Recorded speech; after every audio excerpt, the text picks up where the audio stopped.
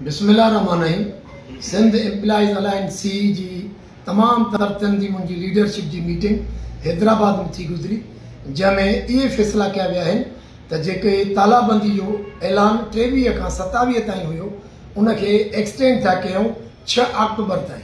इहो इन जे करे त सिंध गवर्नमेंट कंहिं क़िस्म जो सी जी लीडरशिप सां न राब्तो कयो आहे, न सिंध गवर्नमेंट को सीरियस इन जो इतिजाज जो नोटिस वरितो आहे।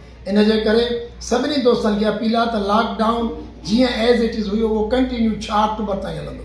6 अक्टूबर ऑलरेडी अनाउंस आहे, बिलाल हाउस जे 12 लखे मुलाज़िम गैर मुअयना मुद्दत ताईं धरनो हणंदा, उहो कंटिन्यू थींदो। ऐं ईंदड़ सूमर 30 सितंबर अंगारे जो ॾींहुं पूरी सिंध जे अंदरि ज़िले हेडक्वार्टरनि में प्रेस क्लब जे डिस्ट्रिक्ट प्रेस क्लब जे 12 टोकन हंगर स्ट्राइक थींदी 4 कलाक जी। तंहिंजे करे सभिनी खे अपील कंदुमि, सभिनी तंहिंजी मुंहिंजी लीडरशिप खे त इन ते अमल कयो वञे।